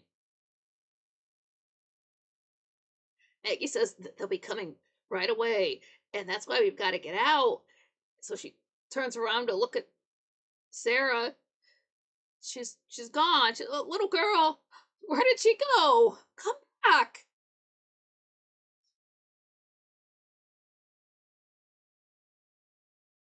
So it's later on, and we're still in the cell with Maggie, but she's just very weakly singing London Bridge. Like she's standing up and just kind of wandering around in the room, just singing to herself. So Barnabas comes down, he unlocks the door and goes inside, and Maggie's still just singing the song and not, she's got her back to the door, so she's not paying attention. So Barnabas reaches over, puts his hand on her shoulder. She turns around, looks at it, like right hand with the ring. She sees that makes her stop singing. She starts to freak out a little bit. She says, "No, leave me alone, please." She climbs up on the bed, trying to get as far away from him as she can. Barnabas says, "I only came to see how you are." Maggie says, "You came to kill me." Barnabas, "My dear, you're quite mistaken. I heard you singing. It sounded like you were happy." Maggie, "No, I'm not happy. I'm frightened that I'm going to die and you're going to kill me."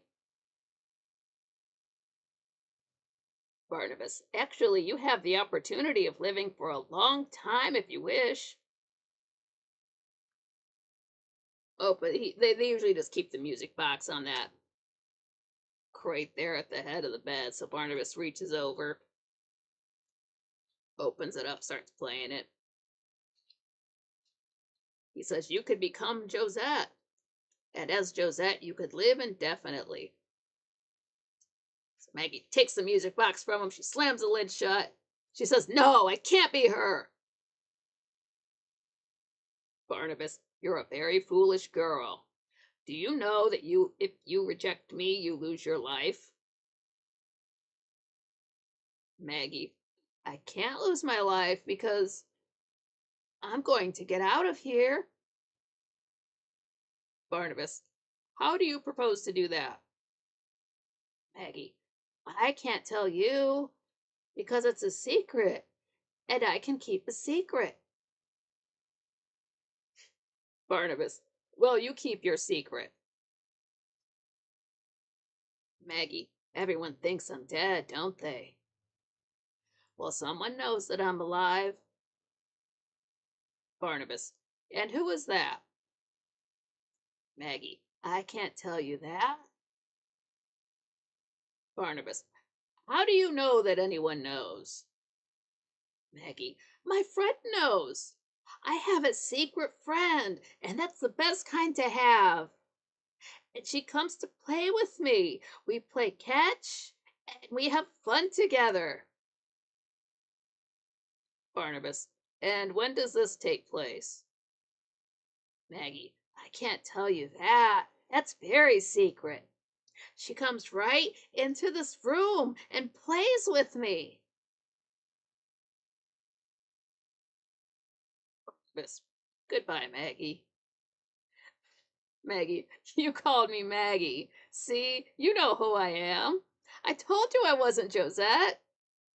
I'm Maggie Evans, and I've got a special secret friend.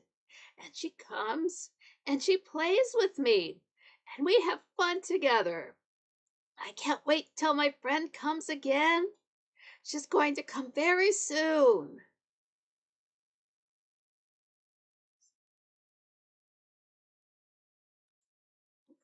Barnabas just looks like he's over this. He just backs out, leaves her alone, locks the door, like this chick done fell off her rocker. Ryan says, "I wonder where Dandy is." Yeah, now that you mention it, maybe they had like a buy one get one free drink at the Blue Whale, and he's over there drinking. Or he's still partying for his birthday from a week and a half ago. But now we're in the drawing room. Barnabas is just lighting some candles, and Willie walks up to him. He's wearing that light colored turtleneck. But he tells Barnabas, I gotta get some food ready to take downstairs. Barnabas, I've just been down there visiting our guest. Willie, it's been pretty rough deal for her. Barnabas, impossible. Hopeless. I'm afraid Maggie is going out of her mind. She's begun to babble and behave in a childlike way. She talks of having a secret friend who comes into the room and plays with her. So Willie, well, maybe that means it's working out. Maybe if you wait long enough, she'll come around and be Josette like you want. Barnabas, no. She is beyond hope of redemption. Willie, what are you going to do? Barnabas, the only other alternative. Dispose of her. Willie, you mean you're going to let her go? Barnabas, you know what I mean. Willie, you're going to kill her. Barnabas, well, I can't risk keeping her here. Willie, isn't there something else you can do? If you kill her, they might catch us.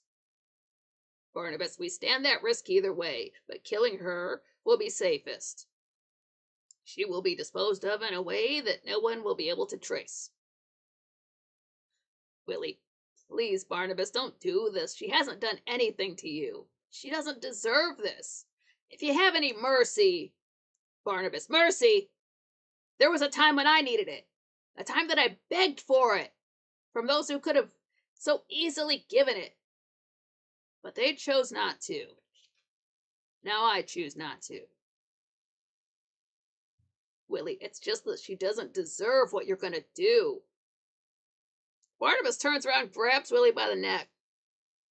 He says, I'm the sole judge of who deserves what. If you give me the slightest interference, your fate will be identical to hers. Lets him go. He doesn't shove him down onto the ground. He just lets go of his neck, kind of shoves him back. Is that clear? Willie, yes. Barnabas, she will be disposed of tomorrow.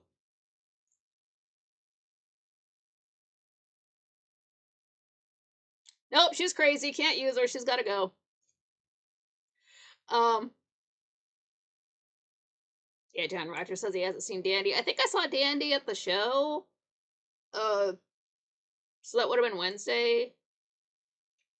He might do stuff at this time. Like, a lot of times it seems like he goes to happy hour and then he'll head on home. So we catch him after he's been out to happy hour, but maybe happy hour got a little bit too happy. So I don't know. He should be all right. But I'm still happy. Give me another shot. Call me a taxi and I'll get it. No, I don't think he gets shit-faced drunk or anything like that. When a water sign is a drinker, I'm not surprised. Like, I don't mean they're all alcoholics, but I figure he knows how to handle his liquor, so he's fine. Brian says, Willie needs to grow a pair.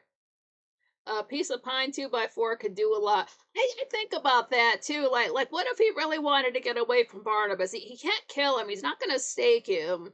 Like, can you just knock him out for a few hours and drive away? Does Barnabas's power still work like that? And he would feel bad and go back, and then Barnabas would beat the hell out of him with his cane again.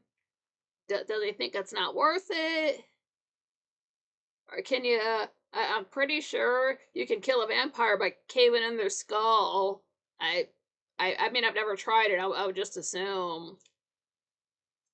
Knock his teeth out and see how he eats then.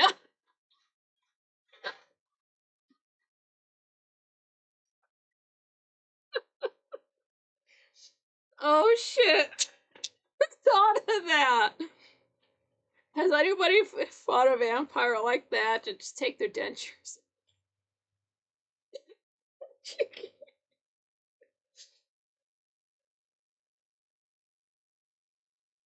Barnabas has to get a feeding tube.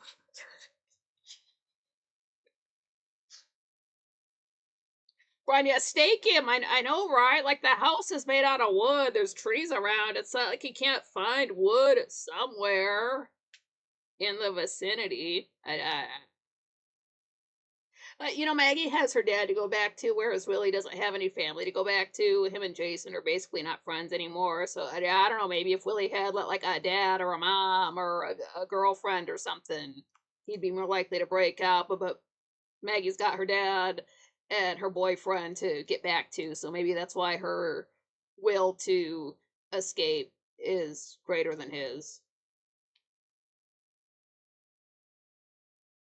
But we're in the cell. Maggie is still just sitting on the floor next to the cot and just very weakly singing London Bridge. But she gets up and she looks out the window. She says, "Little girl, I'm waiting for you. Come on and play. You're hiding on me. I just know it."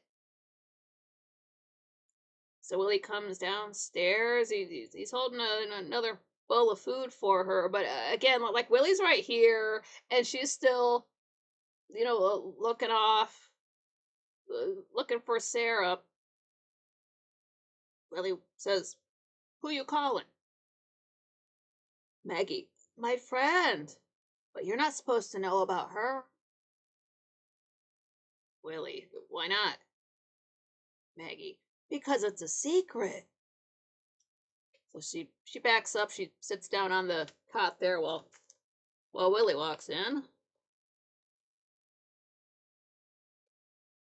And when we can see inside the bowl what Willie's holding. At first, I thought it was an empty bowl. Like, damn, you can't even throw some fake food in there for the scene. But it's put a pin in that. We'll see in a second. So he sets that bowl down on the crate. And this is the first time Maggie's ever really been interested in the food she's brought. Like she gets up, she looks down at it. I mean, she's still sitting down, but she's, looking down on that bowl. She says, "What is it?"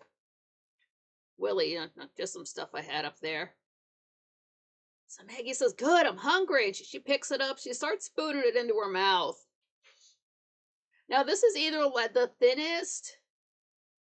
It doesn't even look like there's anything solid in there. Like it's liquid. It looks like white liquid. So my first thought was milk. Like, did you really just pour some milk into a bowl and stick a spoon in it? And here, this is some stuff I just had up there. Okay, let's go with that. Let's just think it's a bowl of milk. Plot twist, Josette was a cat. Barnabas has just been lying in that coffin so long, and his memories are just that twisted that he turned a kitty cat into a real person in his head, and that person happens to look like Maggie. It explains why she ran away from him, because how are you going to catch a cat? Wait, Josette, come back. I want to give you scritches. Well, why not? Oh, she jumped. "Who's Josette Carolyn? She's so fuzzy. Her get some petting. Who's a good girl cat? She's so pretty. Look at that fuzzy tail. Her do some headbutts. She's such a good kitty."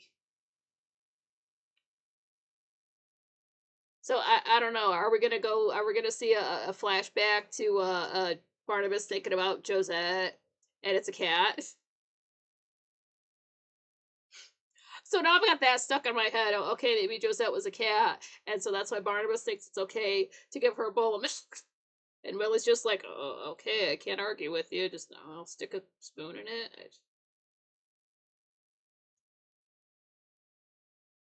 So Josette Collins, possible cat. Will that get confirmed? I don't know. Watch the show and see.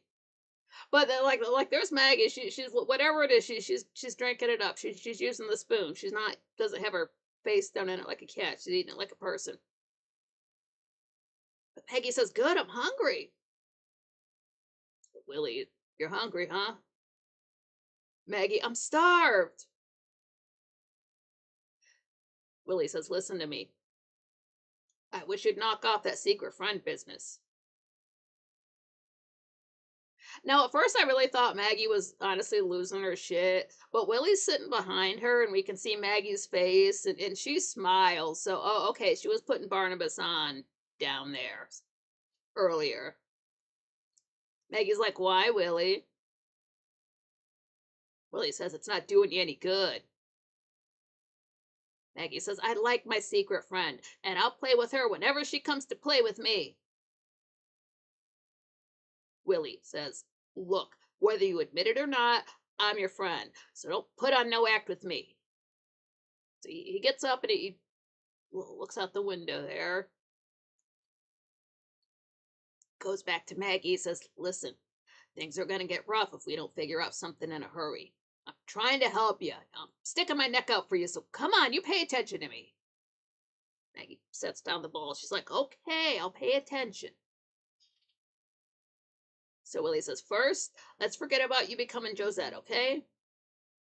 Maggie says, okay, it wasn't any fun anyway. Willie says, from now on, you gotta be calm and straight. You just be yourself. Maggie Evans. Maggie says, that's easy. I am Maggie Evans. Willie, I know, but not the way you're doing right now, because what you're doing right now is beginning to worry me. Maggie says, I don't understand you at all. You brought my dinner and I'm eating everything, and I do anything anyone tells me to do. Willie says, hey, come on, what's the matter with you? Maggie says, nothing's the matter with me. I'm happy now. I've got a friend. She comes right into this room and plays with me. So, Willie, how does she get in here? Maggie, I don't know, but she gets here. So Willie grabs her by the arms. He says, listen to me. You cut it out, you hear? The only thing that's going to save you is to be sane. You understand? You got to be normal, the way you were before you came in here. She lets her go. He says, now you got no friend, you understand? You're in here alone. You're Maggie Evans, and you got no friend. Maggie says, I have a friend, my best friend. And we play and we sing. And she starts to sing London Bridge. And Willie's just had enough. He's screaming at her. He's like, now you stop it, you hear? Maggie says, it's true. Willie says, there's no one. And he's just so close to her yelling at her that she just hides her face. But Willie looks like he feels bad about her, but he's done yelling at her, so he takes off. So he's gone and Maggie's alone. Maggie says, why doesn't she come to me? I know she's real. And she starts crying. She sits down and looks down at the floor. And we see what she's looking at. There's a doll lying on the floor. It looks like the doll that Sarah had when we first saw her that she was singing to. So Maggie picks it up. She says, it's hers. She's real. She's hugging onto this doll. I know she's going to come back. And then we see outside of the cell door for the credits. Also, Maggie is barefoot. You got her down in this basement, barely feeding her, scaring her to death, and she's got no shoes. Is this Saw 3? What the hell? Like, it's not bad enough. Take his shoes. Bruh. On top of everything else, Brian, yeah, that would be a plot twist. Yeah, Barnabas is just so He just been in that coffin for so long, and his memories just get so twisted that he liked this cat, but he wanted a girlfriend. So he, in his mind, he turned the cat into a real person, and not a furry situation. But yeah, Josette was just a cat that he really liked, not in a perverted way. Yeah, Brian is saying about Dandy. Yeah, he's usually in the other chat room, but he's usually here. Yeah, sometimes he's just still out doing stuff at this time of day. Yeah, so just 3 episodes today since I had to tell you about the Dark Shadows blueprints that I bought. I think I bought it on the 20th and it took it until the 6th to get here. Again, I'm not complaining about the amount of time. I understand it's probably like a per order kind of a thing. But that showed up. I've got the link for that in the show description if you want to buy one for yourself. And see, everything spun out of control quick with this story. Yeah, Barnabas just thought he was going to take this girl and give her a dress and a music box and a nice room, and she was just going to be like some person that she knew nothing about. Well, what if she was a cat? No, I don't know. We haven't seen.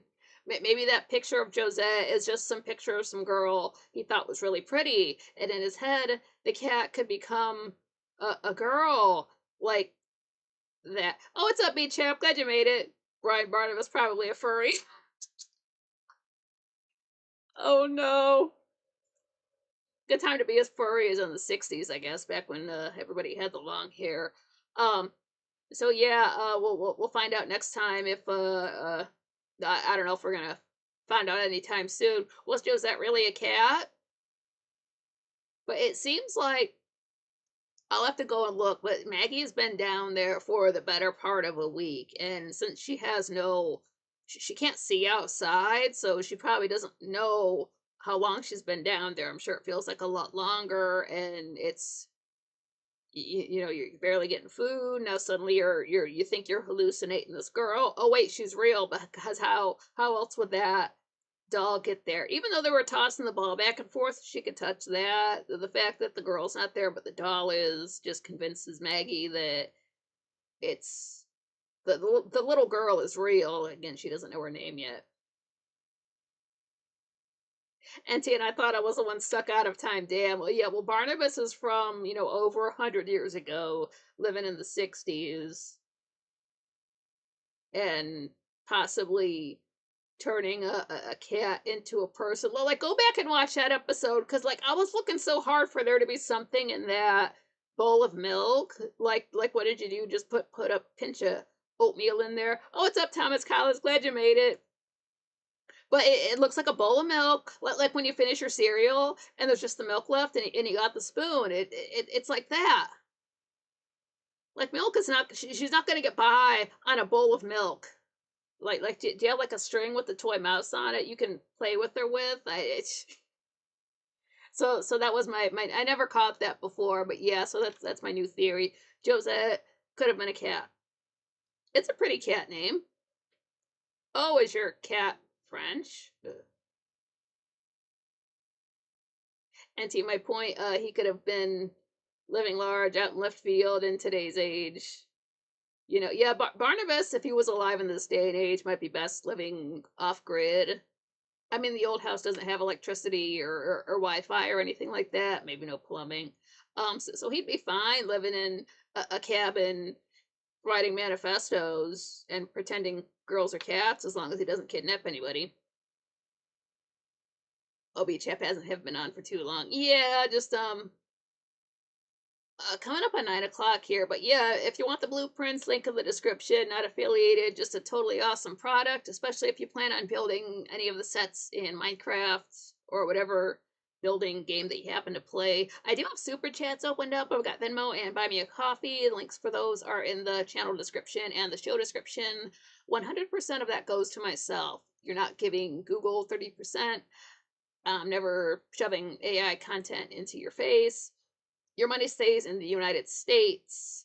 I'm not spending it on hookers and blow, and I read your comment at my next show. Probably just gonna put it towards getting new glasses since I can't see.